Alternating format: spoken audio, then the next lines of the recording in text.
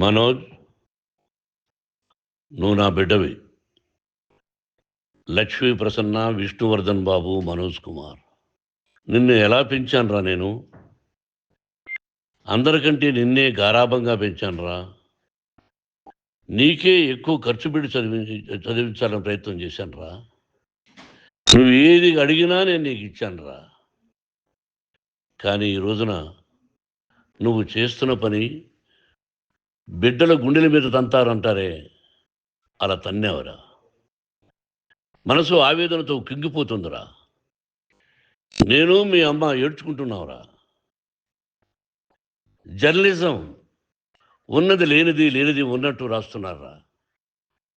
నువ్వు నన్ను కొట్టడం ఏంట్రా? నా బిడ్డ నన్ను తాకలా. ఇద్దరం ఘర్షణ పడ్డాం కొన్ని కారణాల వల్ల. ప్రతి ఫ్యామిలీలోనూ ఉంటాయిరా ఇవి. లేనివాడు ఎవరైనా ఉంటే ప్రపంచంలో ఒకరున్నారేమో, 1% ఉంటుందేమో. అటువంటి వాళ్ళ ఇంటికి వెళ్ళి కాళ్ళు గడిగి నిద్ర పూసుకోవచ్చు. భారత భాగవత రామాయణాలు చూసావు కదరా. ఏమిటిది? మీ అమ్మ ఎంత కుమిలిపోతుంది ఈ రోజున హాస్పిటల్ చేరింది. నీ వల్ల హాస్పిటల్ చేరుతాను.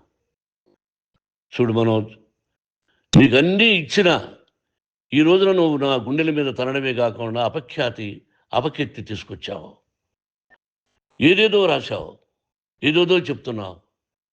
కొంతమంది జర్నలిస్టులు ఉన్నది లేనిది, లేనిది ఉన్నట్టు రాసేవాళ్ళ తత్వం వాళ్ళకి. ఎందుకంటే టీఆర్పీ పెరగాలి.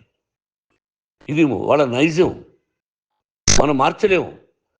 వాళ్ళందరి మీద మన కోర్టుకు వెళ్ళలేము. వాక్ స్వాతంత్రం అంటారు, ప్రజాస్వామ్యం అంటారు. ప్రజాస్వామ్యంలో కూడా కొన్ని హద్దులు ఉన్నాయి. ఇది నీకు తెలుసు అనుకున్నా. ఎంత మంచి నటుడివి నువ్వు. నీ భార్య మాటలు విని తాగుడుకు అలవాటు పడిపోయావు. వింటున్నావా మనోజ్? ఎవరిని నమ్మాలో ఎవరిని నమ్మకూడదో పరిస్థితి తీసుకొచ్చావు. విద్యాలయాలు ఎంత గొప్పవిరా. మనం 25% కులమతాలకు అతీతంగా ఫ్రీ ఎడ్యుకేషన్ ఇస్తున్నాంరా. క్యాస్ట్ అనేది తీసేసానురా 92లో ప్రాస్పెక్ట్స్లో. నువ్వు చదువుకున్నావురా. అక్కడ చదువుకున్న బిడ్డలు ఐఏఎస్, ఐపీఎస్ అయ్యారురా. ఎంతోమంది గొప్పవాళ్ళు అయ్యారురా. నువ్వు నటుడుగా ఎంతో గొప్పవాడివి. తాగుడికి అలవాడబడి నువ్వు నీ భార్య ఇంట్లో బిహేవ్ చేస్తున్న విధానం ఆ భగవంతుడు సర్వేశ్వరుడు తెలుసు. భగవంతుడు చూస్తున్నాడు రా. నేను తప్పు చేసినా, నువ్వు తప్పు చేసినా, ఎవరు తప్పు చేసినా. ఎంత అవకాశం ఇచ్చావు మాట్లాడుకునేదానికి అందరికీ. ఇన్ని సంవత్సరాల్లో మన విద్యాలయాల్లో ఒక్క తల్లి కానీ ఒక తండ్రి కానీ ఏమైనా చెప్పారా? ఆ బిడ్డలు మన బిడ్డలు రా. మీరెంతో నాకు అక్కడ ఉన్నవాడు కూడా నా కూతుర్లు, నా కుమారులు. ఎంతమందికి ఫ్రీ ఎడ్యుకేషన్ ఇస్తున్నావు. వాడి దగ్గర ఏది ఆశించలా. నువ్వు ఎందుకు ఇలా తయారైపోయావు? ఎందుకు ఇంట్లో ఉండే పనివాళ్ళు అందరినీ కొడుతున్నావు? పనివాడు వాడు పని చేసుకునేదానికి మన ఇంటికి వచ్చాడు రా. ఆ పనివాడిని కొట్టడం చాలా మహాపాపంరా. నేను వేరురా. నేను దండించడం వేరురా. నేను ఎవరిని ఆ చిన్న వాళ్ళని కొట్టి అజ్జేసి ఇచ్చేసి చేయలేదురా. సినిమా ఇండస్ట్రీలో మోహన్ బాబు కొడతాడు, తిడతాడు అంటే అది షూటింగ్లో జరిగి ఉండొచ్చేమో. కానీ ఇంట్లో ఉండి 10 సంవత్సరాల నుంచి 20 సంవత్సరాల నుంచి పనివాళ్ళు ఉన్నారు. నేను ఇంట్లో లేని సమయంలో వాళ్ళందరినీ కొట్టి వాళ్ళ ఫోన్ లాక్కొని ఒకడైతే చచ్చిపోవాలి. వాడు పోలీస్ కంప్లైంట్ ఇచ్చి ఉండొచ్చు. నేను వద్దు అని వాడిని బతిమాలాడు. పోలీస్ కంప్లైంట్ కూడా ఇవ్వలా. ఇంకైనా నువ్వు నీ భార్య మారి బయట ఉండండి రా అన్నాను నేను. లేదు డాడీ, తప్పు చేయలేని ఒకసారి వచ్చావు, మళ్ళీ తప్పు చేశావు, మళ్ళీ వెళ్ళావు, మళ్ళీ ఈసారి తప్పు చేయనన్నావు. ఏమండి వీడు తప్పు చేయడం అని మీ అమ్మ చెప్పింది. ఇంట్లో పెట్టుకున్నా. మళ్ళీ నువ్వు చేస్తున్నది, ప్రతిరోజు నువ్వు తాగుతున్న విధానం నీకే తెలుసు.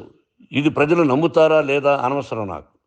నేను నీకు చెప్తున్నా, ఇంతటితో పులి స్టాప్ పెట్టాలి. 3 రోజుల నుంచి రకరకాలుగా రాస్తున్నప్పుడు నా మనసు ఆవేదనతో ఉంది. మళ్ళీ చెప్తున్నా, Mohan Babu university is greater than temples. Greater than temples. బిడ్డలను కాలేజీలో చేర్చుకునే ముందు చెప్తారు, అన్నయ్య ఎంత ఉంది యూనివర్సిటీ రూల్స్, ఇది మా పద్ధతి, మీకు ఇష్టమైతే చేర్చండి. గవర్నమెంట్ బిడ్డలను గవర్నమెంట్ ఏమి ఇస్తుందో ఇంత పర్సంటేజీ వాళ్ళకు కూడా మీ దగ్గర ఎందుకు డబ్బు తీసుకుంటున్నాం అంటే దానికి అర్థం పరమార్థం చెప్పాము. దొంగతనంగా తీసుకోలేదు. ప్రతిదానికి చెక్కులు ఉన్నాయి, అది అకౌంట్ ఉంది. దానిలో తప్పులు జరిగితే డిపార్ట్మెంట్ ఉంది. కాలేజీలో ఇంకేదైనా తప్పు జరిగితే గవర్నమెంట్ ఉంది. ఇవన్నీ నీకు తెలుసు. ఈ రోజున ప్రపంచంలోనే నంబర్ 1గా చేయాలని మీ అన్న కష్టపడి ఇతర దేశాల్లో నంబర్ 1 యూనివర్సిటీ టైఅప్ చేశాడు. ఈ రోజు నువ్వు చేసిన విధానం ఏమిటి? నువ్వే ఒకప్పుడు నాకు ఇవి ఏమొద్దు నేను యాక్టింగ్ అన్నావు. ఈ రోజున ఏం చేస్తున్నావు? విద్యాలయాల మీద పడ్డావు. తల్లిదండ్రులు చాలా గొప్పవాళ్ళరా. కొంతమందికి డబ్బు కట్టలేకపోవచ్చు, కట్టని వాళ్ళకు కొంత సహాయం చేసాం. అంతా సహాయం చేయలేము. బ్యాంకుల్లో డబ్బు కట్టాలి, లెక్చరర్స్కి డబ్బులు ఇవ్వాలి, యూనివర్సిటీ బ్రహ్మాండంగా నడపాలంటే మంచి లెక్చరర్స్ కావాలి. ఇవన్నీ తెలిసి చేస్తున్నావురా 32, 33 సంవత్సరాల నుంచి.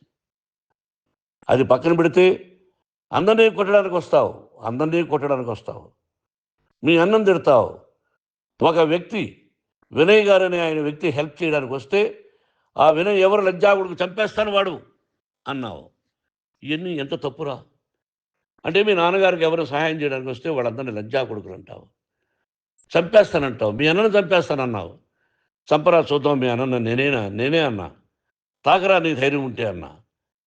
ఎంతమందిని చంపాలనుకుంటున్నావు? ఎంతమందిని చేయాలనుకుంటున్నావు? నువ్వు ఏం సాధించాలనుకుంటున్నావు?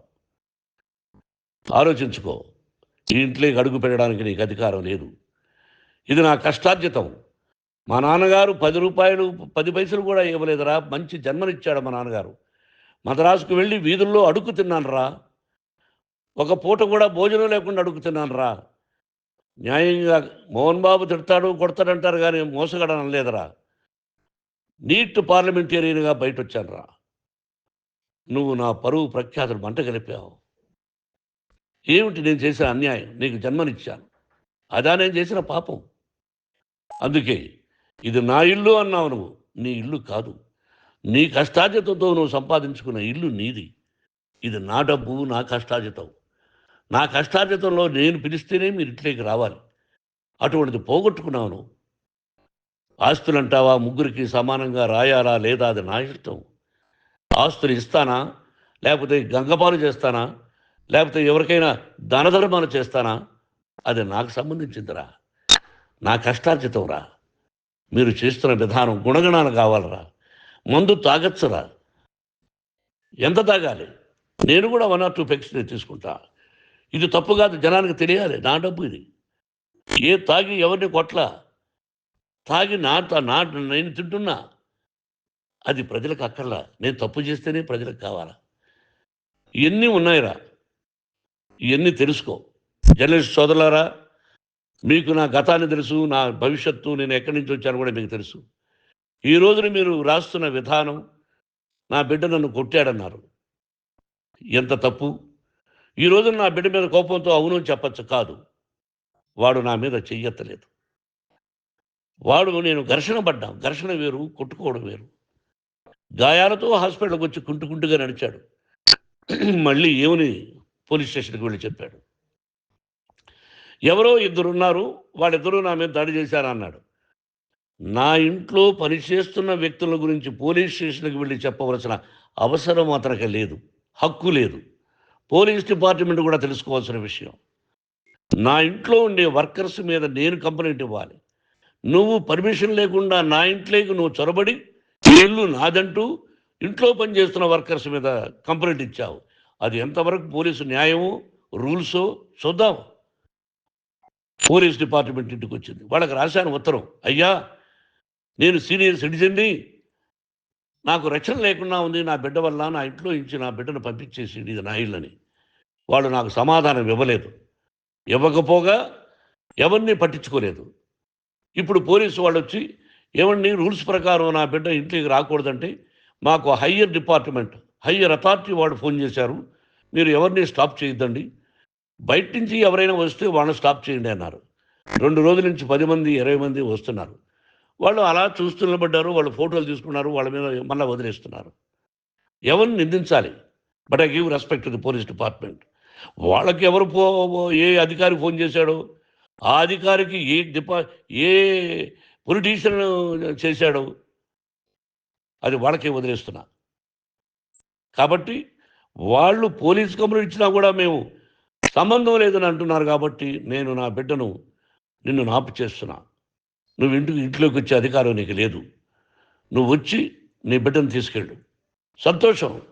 నువ్వు రాలేదు, నీ బిడ్డను జాగ్రత్తగానే చూసుకుంటాం. Take care your daughter, that's all. మీ అమ్మ హాస్పిటల్లో అడ్మిట్ అయింది. రేపో ఎల్లుండో మీ అమ్మను పిలిపించి బాగైన తర్వాత ఇదిగో నువ్వు నీ కొడుకు బిడ్డను తీసుకెళ్ళి వాడికి అప్పచెప్పని చెప్తాను పోలీసు వాళ్ళ ఆధ్వర్యంలో. ఇది 100% జర్నలిస్టు సోదరులారా, పులి స్టాప్ పెట్టండి. మీకు కుటుంబాలు ఉన్నాయి, మీ యజమానులకు కుటుంబాలు ఉన్నాయి. మీ కుటుంబాల విషయాలు, మీ యజమానుల కుటుంబాల విషయాలు మేము ఎవరు జోక్యం కలుగ చేసుకోవాలా. మేము నటీనటులం. మాది తప్పుంటే నటుడుగా నన్ను ఫెయిల్యూర్ అని రాయండి, నా నటన బాగలేకపోతే రాయండి. బట్ ఇంటి లోపల సందులో నుంచి చూస్తూ తప్పు చేస్తున్నామని ఉన్నది లేనిది లేనిది ఉన్నట్టు రాయకండి. మీకు నా హృదయపూర్వక నమస్కారాలు. ఇన్ని రోజులు హృదయపూర్వకంగా ఎంకరేజ్మెంట్ చేశారు.